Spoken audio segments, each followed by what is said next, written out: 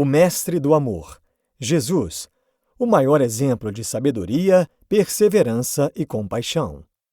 Augusto Cury. Em O Mestre do Amor, quarto livro da coleção Análise da Inteligência de Cristo, Augusto Cury investiga a paixão que Jesus nutria pelo ser humano. Com uma abordagem poética, embora baseada na ciência, na história e na psicologia, o autor faz um estudo sobre as tocantes mensagens que Jesus deixou antes de morrer na cruz. Com seu exemplo, percebemos nossa tendência a superdimensionar os problemas, deixando de ver as valiosas lições que eles nos trazem. 2 tipos de sabedoria. Nunca nenhum homem foi capaz de abalar tantos alicerces mais sólidos das ciências e das instituições humanas como Jesus Cristo. Seus discursos chocam os conceitos fundamentais da medicina, psiquiatria, física, sociologia. Suas palavras e gestos são capazes de chocar também a sociologia. No auge da sua fama, ele curvou-se aos pés de simples galileus e lavou-os, invertendo os papéis sociais. O maior deve ser aquele que serve e honra os menores. Seus gestos planejados foram registrados nas matrizes da memória dos seus incultos discípulos, levando-os a aprender lições que reis, políticos e poderosos não aprenderam. Ele transformou pessoas incultas, ansiosas e intolerantes na mais fina estirpe de pensadores. Quem é esse homem que foi desconsiderado pela ciência, mas perturbou seus alicerces? Há 2 tipos de sabedoria, a inferior e a superior. A sabedoria inferior é dada pelo quanto uma pessoa sabe, e a superior é dada pelo quanto ela tem consciência de que não sabe. Os verdadeiros sábios são os mais convictos da sua ignorância. Desconfiem das pessoas autossuficientes. O orgulho é um golpe contra a lucidez, um atentado contra a inteligência. A sabedoria superior tolera, a inferior julga. A superior alivia, a inferior culpa. A superior perdoa, a inferior condena. Na sabedoria inferior há diplomas, na superior ninguém ganha diploma. Não há mestres nem doutores, todos são eternos aprendizes. Que tipo de sabedoria controla a sua vida? O mestre da vida, Jesus Cristo, era profundamente apaixonado pela espécie humana. Ele dava uma atenção especial a cada ser humano. Os miseráveis eram tratados como príncipes e os príncipes como reis. Por onde ele transitava, almejava abrir os portais da mente das pessoas e aumentar o campo de visibilidade sobre a vida. Sua tarefa não era fácil, pois as pessoas viviam presas dentro de si mesmas, embora ainda hoje muitas continuem travadas na arte de pensar. Parece que algumas pessoas são imutáveis. Elas erram os mesmos erros, dão sempre as mesmas respostas para os mesmos problemas. Não conseguem duvidar de suas verdades e nem estar abertas para novas possibilidades de pensar. Elas são vítimas e não autoras de sua história.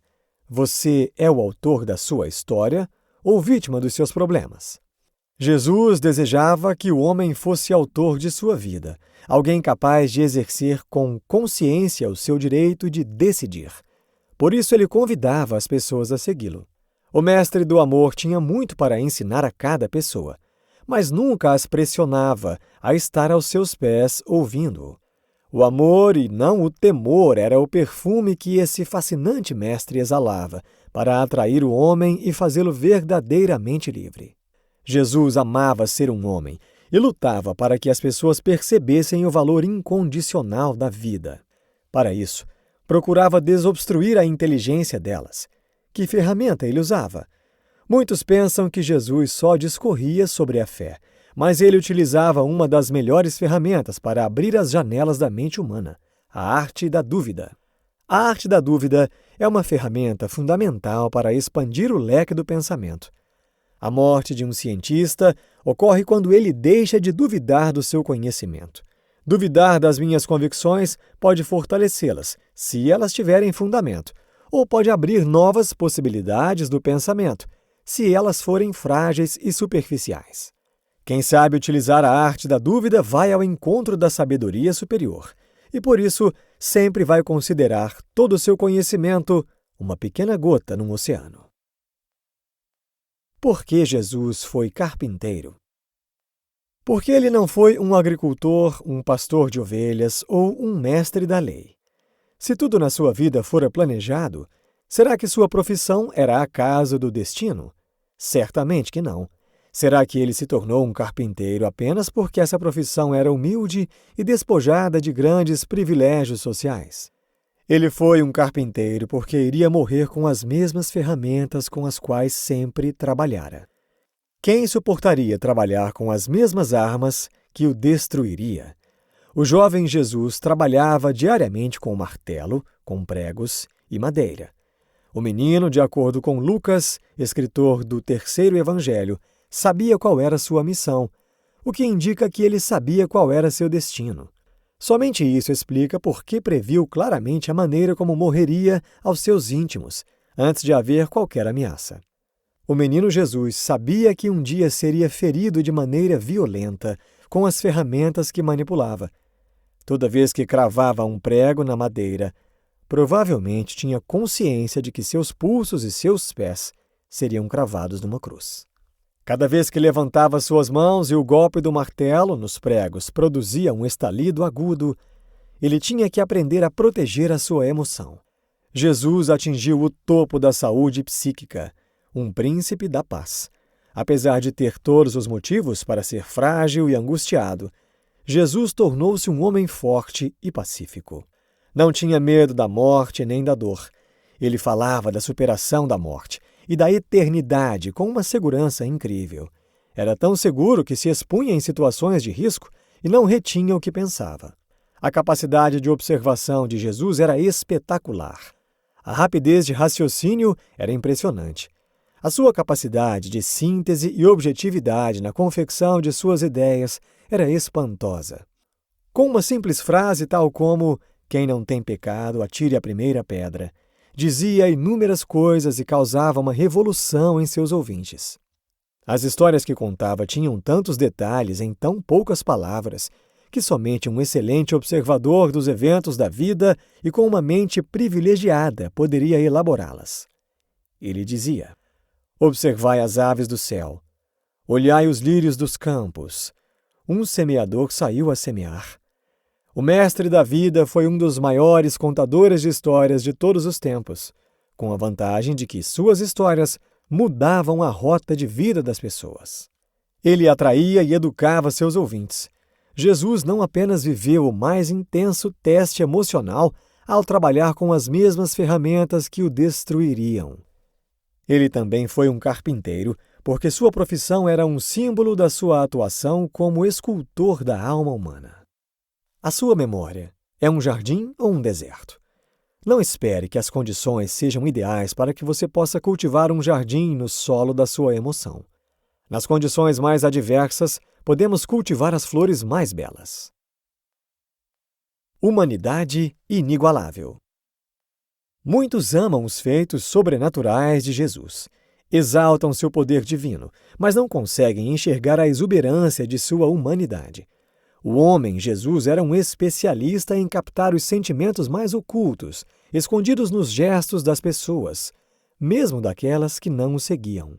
Às vezes não conseguimos captar os sentimentos das pessoas mais íntimas, que dirá das distantes. Os paradoxos que cercavam o mestre da vida nos deixam boquiabertos. Por um lado, dizia ser imortal. Por outro, apreciava ter amigos temporais. Por um lado, falava sobre a pureza dos oráculos de Deus. Por outro, estendia as mãos às pessoas eticamente falidas. Por um lado, era capaz de ressuscitar uma criança.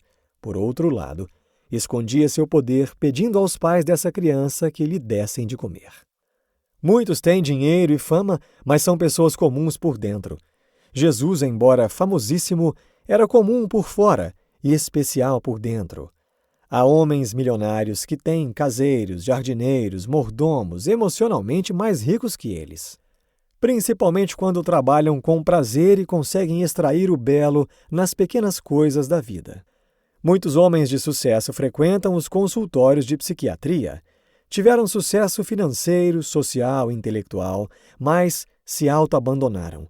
Não tiveram sucesso em ver dias felizes e tranquilos.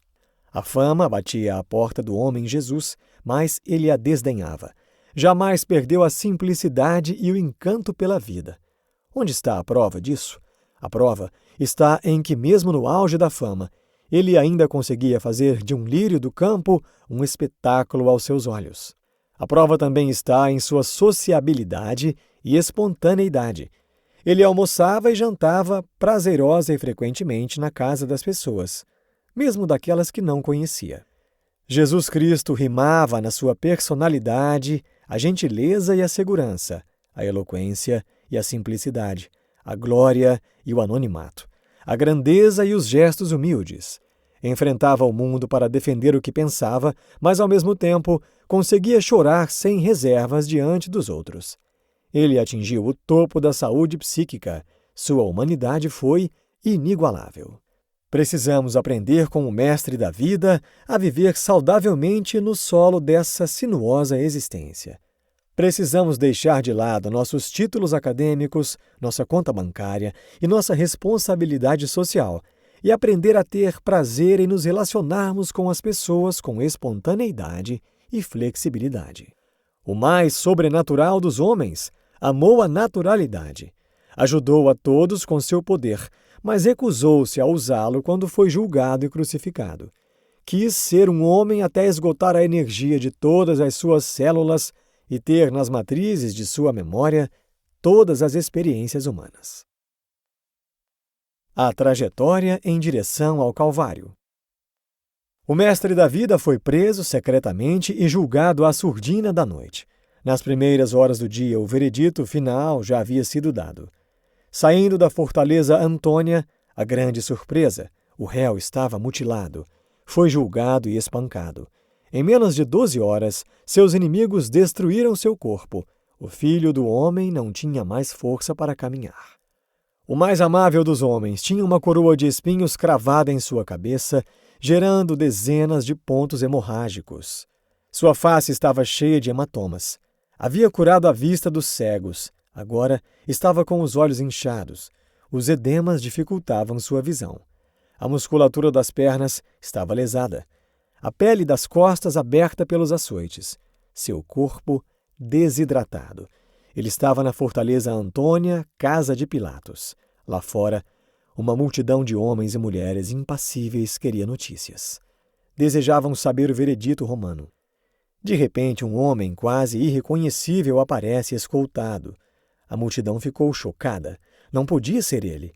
No dia anterior ele estava tão saudável, agora estava profundamente ferido. O desespero começou. Ninguém entendia o que estava acontecendo.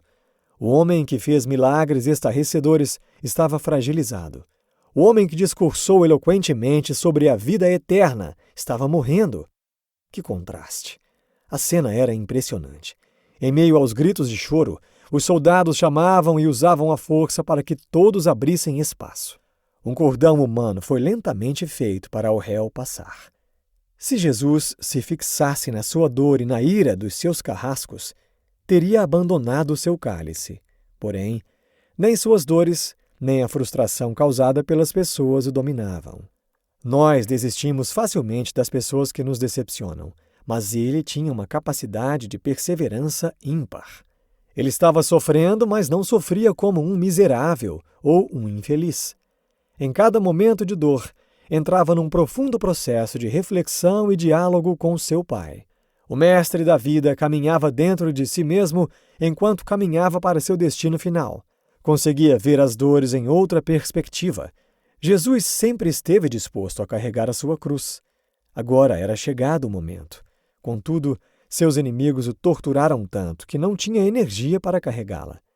Ele tentava, mas ao colocar a trave de madeira sobre os ombros, caía frequentemente. Os soldados davam-lhe chibatadas. Lentamente ele se levantava e novamente ajoelhava. Ele caminhava lentamente. Sua cabeça pendia sobre seu peito. Estava, portanto, sem condições físicas e psíquicas para se preocupar com mais nada a não ser consigo mesmo. Entretanto, ao observar os gritos da multidão que o amava, ele parou, não suportou. Ergueu seus olhos, viu os leprosos e os cegos que curou, as prostitutas que acolheu, bem como inúmeras mães carregando seus filhos no colo. Seu coração se derreteu. Então, quando todos pensavam que ele não tinha mais energia para raciocinar e dizer qualquer palavra, viu a multidão, focalizou as mulheres e disse: Filhas de Jerusalém, não chorais por mim, chorai por vós e por vossos filhos. Que homem é capaz de se esquecer de si mesmo e se preocupar com os outros no auge dos seus sofrimentos? Crucificação, da 1ª à 6ª hora. Jesus chegou ao Calvário às 9 da manhã. Ele foi crucificado na hora 3ª do dia, pois o dia dos judeus começava às 6 da manhã. Portanto, foram 6 horas de mistérios, das 9 da manhã até às 3 horas da tarde. Nunca uma manhã foi tão dramática e nunca uma tarde tão aflitiva. 1ª hora. Era impossível pensar, raciocinar ou produzir qualquer ideia inteligente, que dirá afetiva. Porém, quando todos esperavam que no ápice da sua dor Jesus abolisse a sua lucidez, ele encosta na cruz, sente dores por essa manobra, enche os seus pulmões e proclama altissonante: Pai, perdoa-os, porque eles não sabem o que fazem. O mestre da vida deveria estar confuso pelo estresse pós-traumático, mas estava plenamente consciente. Jesus disse uma das suas mais célebres frases, talvez a maior delas, no cume da sua dor, na 1ª hora da sua crucificação. Ao clamar, Pai, perdoa-os porque eles não sabem o que fazem, Jesus resume em poucas palavras a sua grande missão, o seu projeto transcendental. Do ponto de vista psicológico, é impossível ir mais longe. É ilógico e incompreensível o que Deus e seu Filho fizeram pela humanidade. Jamais a capacidade de amar atingiu patamares tão altos. Na realidade, eles esgotaram todas as possibilidades do amor. 2ª hora. Foi das 10 às 11 horas da manhã, que era das 4 às 5 horas do dia para o povo judeu. Embora Jesus estivesse perecendo, os soldados romanos e os líderes judeus não lhe davam sossego. A sua presença dócil e tranquila incomodava seus inimigos. Gritavam como se estivessem desafiando a pessoa mais forte do mundo. Salva-te a ti mesmo, se és filho de Deus, e desça da cruz. Os gritos saturados de raiva e sátira golpeavam sua emoção, mas ele se mantinha em silêncio. Não tinha forças e nem desejava reagir. Ele perturbava a mente dos seus opositores. De fato, era estranho alguém que fez tantos milagres para ajudar os outros recusar-se a fazer algum para favorecer-se. A relação íntima e misteriosa com seu pai era seu único conforto. 3ª hora. Só havia espaço para confusão mental. O mestre já havia sido espancado a noite toda. Não lhe deram água nem comida. Chegou diferente dos outros 2 criminosos à cruz. Estava desidratado, exausto, lesado e com graves problemas circulatórios, pois havia perdido muito sangue. Seu coração tentava mantê-lo vivo e consciente, aumentando intensamente a sua velocidade.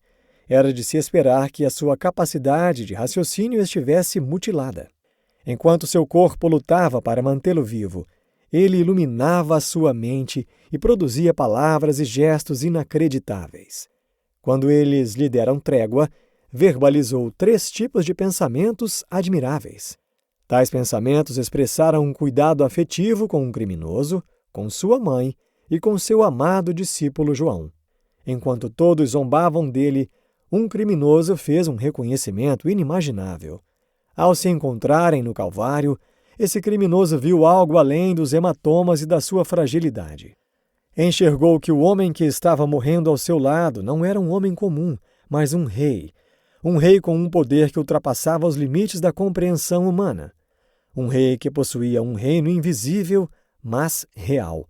A reação de Jesus foi de acolhê-lo sem pedir nada em troca. Essa sempre foi sua atitude em sua trajetória. Jesus estava morrendo e via que sua mãe estava assistindo a tudo. Que cena comovente! Mãe e filho, que sempre se amaram, estão tão próximos e tão distantes um do outro. Jesus sabia da dor de sua mãe. Seu coração estava quase parando, mas ele se mantinha lúcido. Então olhou para ela e a viu chorando e profundamente angustiada. Não queria que ela sofresse, mas era impossível aliviá-la. Diante disso, mais uma vez, reagiu de forma surpreendente. Ele solta sua voz dizendo: Mulher, eis aí o teu filho. Jesus era um filho insubstituível, mas pediu para que ela tomasse João como filho em seu lugar. Pediu para sua mãe se consolar com a presença dele. Ele iria embora, mas deixaria em seu lugar o jovem que mais aprendeu com ele a arte de amar. Por volta da 6ª, clamou Jesus em alta voz: Deus meu, por que me desamparaste? O mestre da vida podia suportar que o mundo desabasse sobre sua cabeça, mas não podia ser desamparado por Deus. O que indica que, por detrás do cenário, seu pai era seu alicerce emocional. Deus, na condição de pai, não se ausentara nem um segundo, mas quando assumiu sua condição de juiz, precisou desampará-lo para julgá-lo. Nenhum juiz pode ter vínculos com um réu quando vai julgá-lo, caso contrário, maculará o seu julgamento. Todas as iniquidades da humanidade recaíram sobre Jesus. Mas quem pediu para Deus desampará-lo? O próprio Jesus. Quando disse: Pai, perdoa-os porque eles não sabem o que fazem, autorizou seu pai a assumir a condição de Deus e julgá-lo no lugar dos homens. Ao desculpar os indesculpáveis, o mestre do amor assumiu sua condição de Cordeiro de Deus, que eliminaria as injustiças humanas através de seu sacrifício. Seu pai só assumiu a posição de Deus e juiz nos últimos momentos. A análise é impressionante. Jesus Cristo tomou partido da humanidade e por isso perdeu o único recurso que ainda lhe dava algum alívio: a presença de Deus. Como alguém pode amar tanto quem não o ama? Consumando seu plano. Após 6 horas de crucificação, sua língua, gengiva e palato estavam fissurados. Seus lábios estavam rachados. A sede era profunda. Ao manifestar que estava com sede, os soldados, sem nenhuma piedade, não apenas não lhe deram água, mas vinagre. Ao beber, ele sentiu uma dor indescritível. O ácido acético penetrou em cada fissura da sua boca e provocou uma sensação horrível de queimação. Sua língua e seus lábios pegaram fogo. Queria abanar com suas mãos a sua boca, mas estava pregado na cruz. Não podia fazer nenhuma manobra para ser aliviado. Tremia de dor e mexia sua cabeça sem parar para tentar suavizá-la. Nada adiantava. Não tinha mais força para respirar e se refrescar com o ar que saía dos seus pulmões. Era o momento de desistir dos soldados. Era o momento de se esquecer da humanidade. Seus carrascos sentiam prazer ao vê-lo contrair-se de dor, mas ele sofreu calado. De fato, ele soube o que era padecer. Enquanto sua boca ardia, um alívio se produzia em sua alma. Então, inesperadamente, bradou um grito de vitória. Disse: Está consumado. Jesus aqui não clama a Deus, mas ao Pai. Após ter passado no mais severo julgamento, Deus assume novamente a posição de Pai e ele assume a posição de Filho. É ao Pai que ele entrega o seu Espírito e não a Deus. No começo da sua crucificação, o Pai e seu Filho entoaram a mais profunda melodia de aflição. Sofreram um pelo outro. Na segunda metade, o Pai, sob o pedido consciente do Filho, se torna seu Deus e o julga em favor da humanidade. Deus o desampara. O homem Jesus suporta a maior cadeia de sofrimentos. Após cumprir seu plano, o Filho está apto a realizar 2 grandes tarefas. Primeira, ser o grande advogado da humanidade. Segunda, retornar ao relacionamento íntimo com seu Pai. O único desamparo que houve entre eles em toda a história do tempo foi resolvido. Eles se amaram mais ainda. Construíram juntos o maior edifício do amor e da inteligência. Ao entregar o seu espírito ao Pai, ele abriu a mais importante janela do universo, mais importante que os buracos negros, a janela para a eternidade. Morreu, mas permaneceu vivo no coração dos homens. A missão de Jesus era tão complexa e exigia tanto dele que, ao cumpri-la, deu um grito de vitória. Venceu a ansiedade como nenhum psicólogo. Venceu a depressão como nenhum psiquiatra. Venceu a impaciência como nenhum filósofo. Venceu os desafios da vida como nenhum empresário. Venceu o orgulho e a autossuficiência como nenhum educador. Venceu o medo da morte, o vexame público, a inibição social, a incompreensão do mundo, o desrespeito dos religiosos, a arrogância dos políticos, o terror noturno, as frustrações. Foi o homem mais tranquilo que já passou por esta terra. Foi o mais resolvido, o maior poeta da emoção, o maior mestre da sabedoria e o mais afinado maestro da vida. A sinfonia que ele tocou e as lições que ele nos deu não têm precedente na história.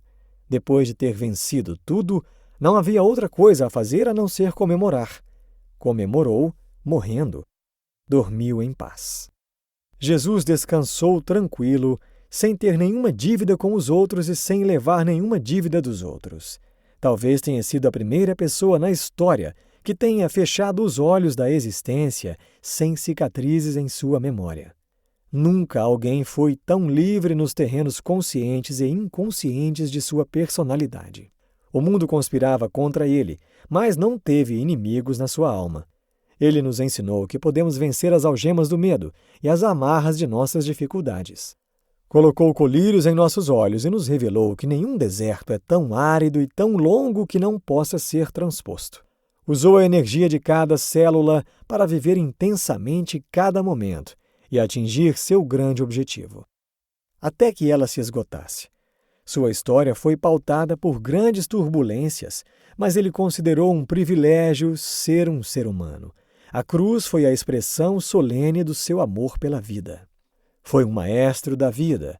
Transformou as dificuldades e os problemas em ferramentas para afinar os instrumentos da inteligência e da emoção. Regeu a orquestra sinfônica da sabedoria numa terra onde se cantava a música do preconceito e da rigidez. Tinha todos os motivos do mundo para desistir e para desanimar. Todavia, nunca desistiu da vida, nem deixou de se encantar com o homem. A vida que pulsava nas crianças, nos adultos e nos idosos era esplêndida para ele. Ele sempre soube que não somos gigantes nem heróis, mas ainda assim fomos super amados. Nunca se esqueça de que a história de Jesus Cristo revela a mais bela história de amor por você. Você pode ter todos os defeitos do mundo, mas ainda assim é especial. Tão especial que as duas pessoas mais inteligentes e poderosas do universo, o autor da vida e seu filho, cometeram loucuras de amor por você. Insights. Os verdadeiros sábios são os mais convictos da sua ignorância. Não espere que as condições sejam ideais para que você possa cultivar um jardim no solo da sua emoção. Jesus acolhe sem pedir nada em troca. A consumação do projeto de Jesus era abrir uma porta para a eternidade. Neste livro você aprendeu que muitas são as lições que podemos obter com a história de Jesus. Certamente ela nos traz muitos ensinamentos, que é preciso amar, perdoar, ser perseverante sobre todas as adversidades que enfrentamos na vida. Desta maneira, seremos verdadeiramente livres. Libertar a humanidade é o projeto de Jesus. Sua vida é o maior advento da humanidade. Nenhum outro personagem marcou tantas culturas por tantos anos como Jesus. Jesus é o verdadeiro mestre do amor e sua morte voluntária é o maior exemplo disso.